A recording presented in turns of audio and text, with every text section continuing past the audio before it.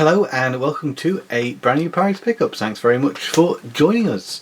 So on today's episode we're going to start off with a PSP game, and you may be familiar with this series because I've put a few games from this particular franchise recently, and that's Bleach. This is Bleach for the PSP.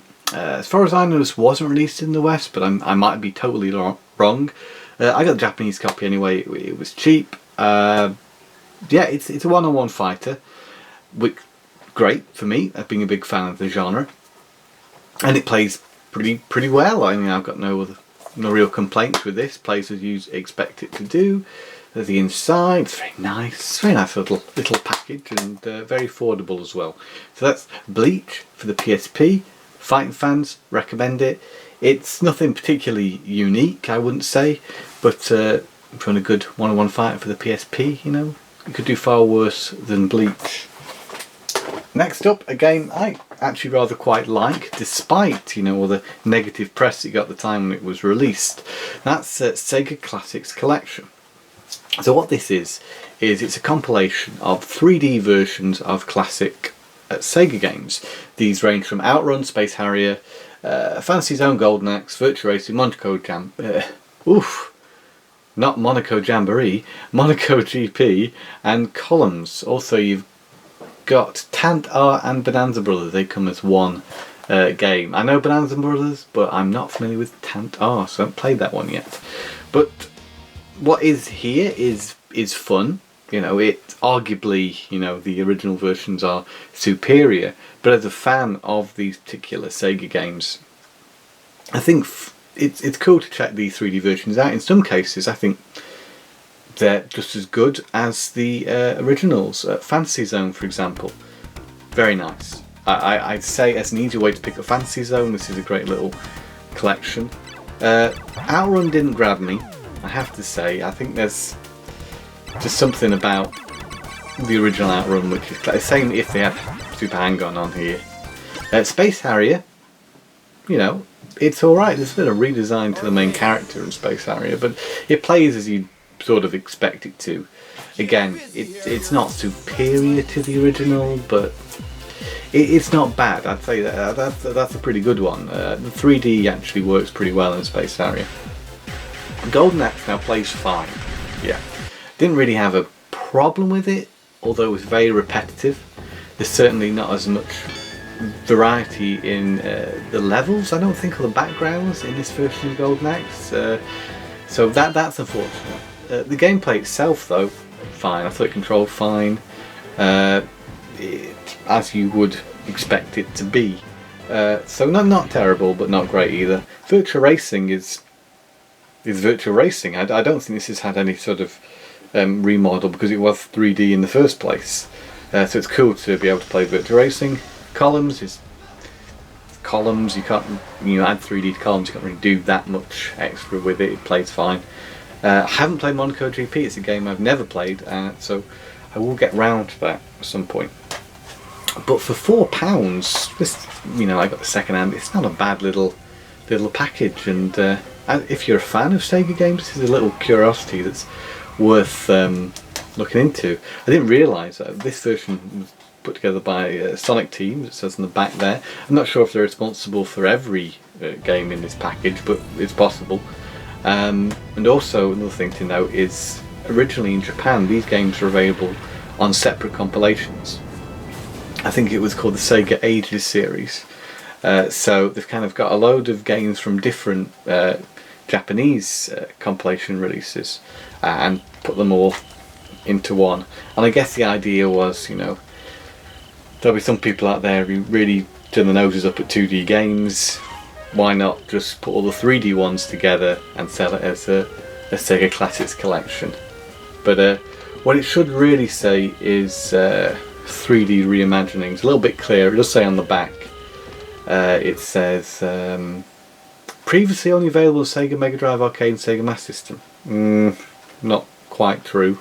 Now you get to enjoy the classics with enhanced graphics and sound for a superior gaming experience. Yeah, that's up for debate, but it's not bad, and certainly, if you're a Sega fan, do check it out. The next two games are Wii U games.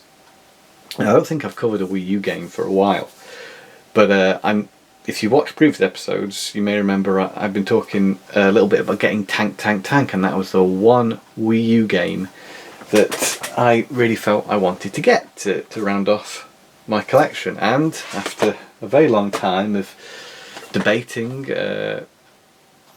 basically this game is expensive, more expensive than most Wii U games, and here it is. It's Tank.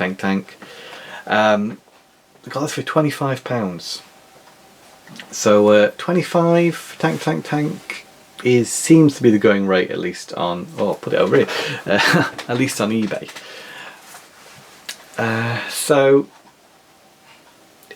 it's good. First of all, get out of the wind. The reason that I say about the price is because I saw this in Granger Games the other day for £15. Could have saved myself a tenner if I'd only waited. That's just how it goes sometimes. It's not a game you tend to see around, so you know I bit the bullet and paid 25 for it, and of course I saw it cheaper not long after. But if you do see it £15, well worth it. If you see it 25, I'd still recommend getting Tank. If for those who played something like Battle Tanks on the N64, you may be familiar with the sort of general gameplay, but there's a lot more to it than that. You can play a tank deathmatch up to 4 players offline, and that's fun. The controls are incredibly simple. Use a D-pad to control the tank, which was a surprise to me, and then just A to fire, and that's it. You can pick up different weapons, which last for a limited time, some more powerful than others. But it's fun. Basically, that's the deathmatch mode. There's a lot more to it than that. There's Monster Battle, which you can also play 2 players, where you team up. I think you can probably have up to 4 players against the monster. You do this in 2 waves. The first wave, you have a load of enemies. In the first mission, it's robotic spiders, and then you fight a 3-headed mechanical dragon, and that's great fun. In fact, the robotic spiders bit reminded me of Earth Defense Force, so that's cool. Beautifully presented, great arcade feel. This is really a pick up and play game. Just you can put it in and you can start playing straight away. It's that simple to pick up.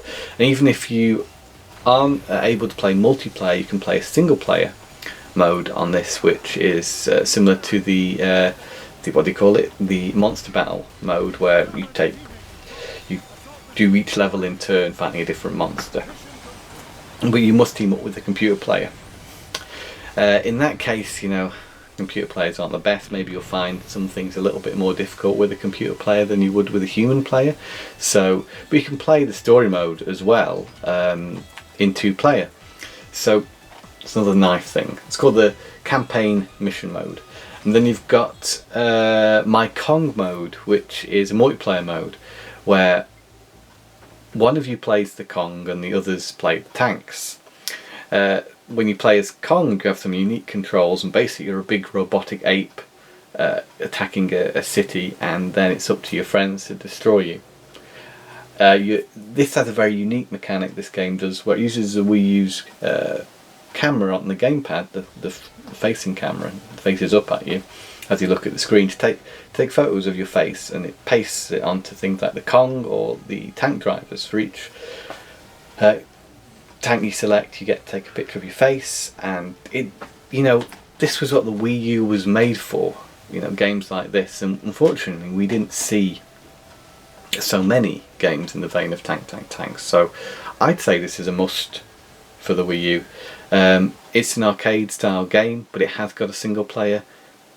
It's great. I mean, this was a game at the time. I don't think they got the greatest reviews, but some people swear by it, and I'm one of those who think Tank is a great game.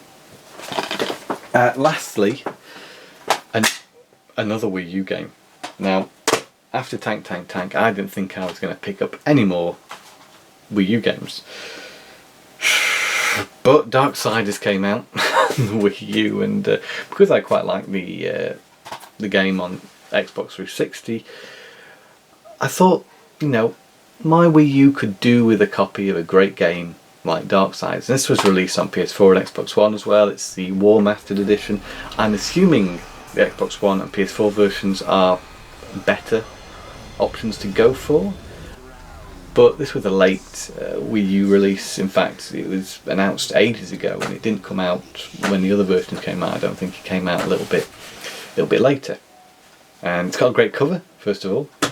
I guess a lot of Wii U owners maybe thought they weren't going to get it. This game boasts HD resolution 60 frames per second. Well, you know, it was always in HD. That's what I thought. Maybe it's a higher resolution of HD, but I don't know if it's that noticeable, to be honest. 60 frames per second, great. Playing this, I can't tell any difference, but maybe if I went back to the Xbox 360 one, I'd notice it. Basically, I wouldn't buy this as an improved version of Darksiders, because so far I can't see major improvements, but the game was very good to begin with. So if you want a very playable, good version of the game on the Wii U, then this seems to do the job. It's playable with both the regular gamepad and the Pro Controller as well, of course. You'd probably expect that from a game like this. And it's very enjoyable. It's enjoyable as Darksiders has always been. You can play the game on the gamepad as well. That's a function of this game, so fully playable on there. Looks pretty great. Of course, it's an older game, so maybe it doesn't look as good as some games you played recently, but you know, the design, the attention to detail, you know, they shine through in Darksiders. Combat is as satisfying as it ever was. I think it's a great game and well worth picking up. Did I need it? No, but I have it, and honestly now I don't see myself picking up any more Wii U games. There's a couple of things I could get, like maybe Splinter Cell. There was a Splinter Cell, I think it was a Blacklist, was it called? But I've never been a huge fan of the series, so I don't think I'll pick that one up. But if I see it cheap, maybe I will.